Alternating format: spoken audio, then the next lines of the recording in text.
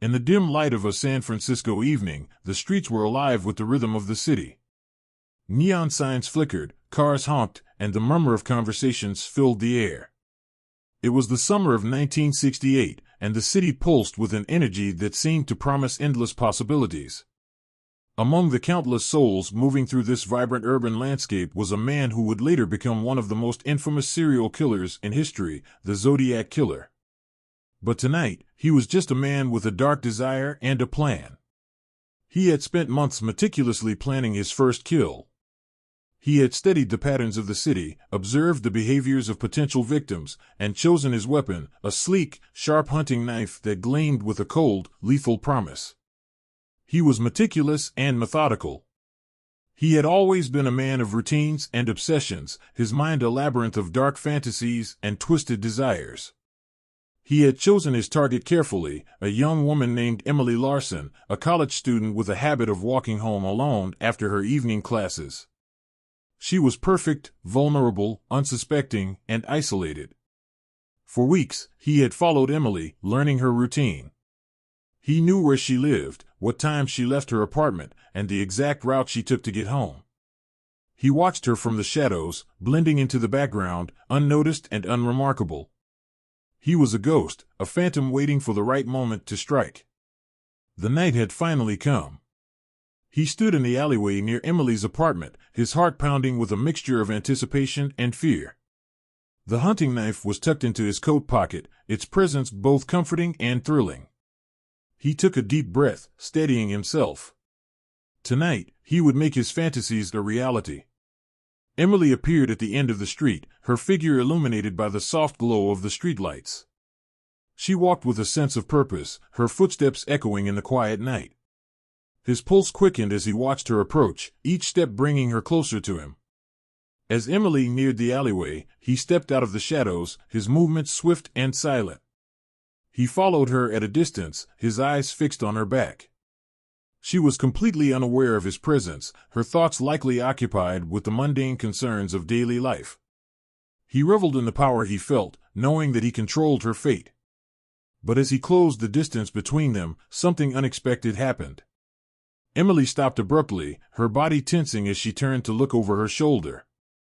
Her eyes met his, and for a moment, time seemed to stand still. He felt a jolt of panic. Had she sensed his presence? Did she know what he intended to do? Emily's gaze lingered for a moment before she shook her head and continued walking, her pace quickening. He cursed under his breath, his carefully laid plans teetering on the edge of collapse. He needed to act quickly, before she reached the safety of her apartment. With a surge of determination, he closed the gap between them. He reached out, grabbing Emily's arm and pulling her into the alleyway. She screamed, a sound that pierced the night and sent shivers down his spine. He clamped a hand over her mouth, silencing her cries. "Don't make this harder than it has to be," he whispered, his voice cold and menacing. Emily's eyes were wide with terror, her body trembling beneath his grip. He felt a twisted sense of pleasure at her fear, a validation of his power over her. But Emily was not as helpless as he had anticipated.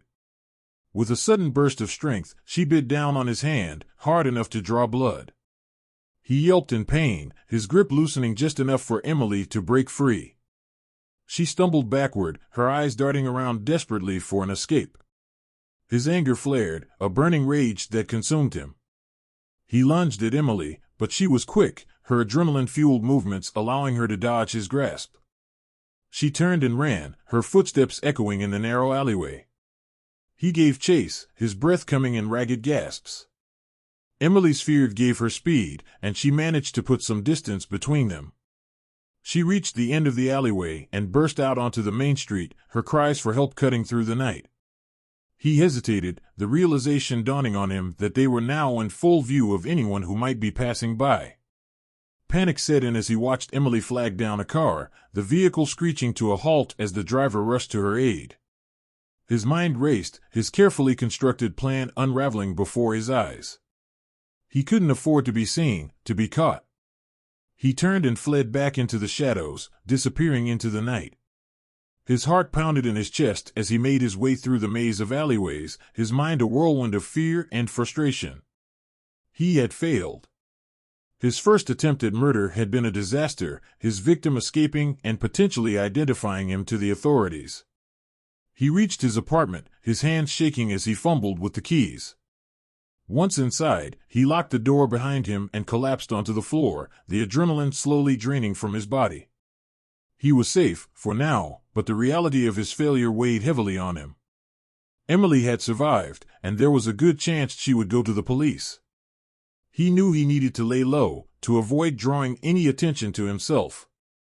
He spent the next few days in a state of paranoia, jumping at every sound, every knock on the door.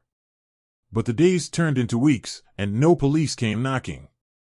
Emily had likely given them a description, but it hadn't been enough. His failure did not deter him. Instead, it fueled a burning desire to succeed.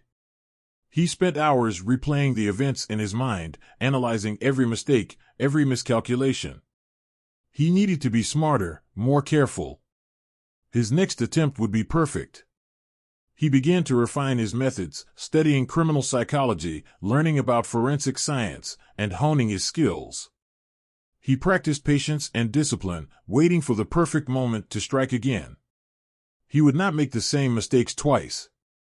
Months later, he was ready to try again. He had chosen a new target, another young woman with a predictable routine. This time, he was prepared. He had planned every detail, accounted for every variable. He would not fail. As he watched his new victim from the shadows, he felt a sense of calm determination. He knew what he needed to do, and he was ready to do it. The darkness within him was no longer a chaotic force, it was a controlled, calculated power. He followed her as she walked home, his footsteps silent and steady. The night was quiet, the city unaware of the predator in its midst. His heart beat with a cold, steady rhythm. He was the Zodiac Killer, and tonight, he would begin his reign of terror. As he moved closer to his unsuspecting victim, the memory of his first failure flickered briefly in his mind. It had been a harsh lesson, but a necessary one. He had learned from his mistakes, transformed by his failure into something more dangerous, more deadly. And as he closed the distance between them, he knew with chilling certainty that this time, he would not fail.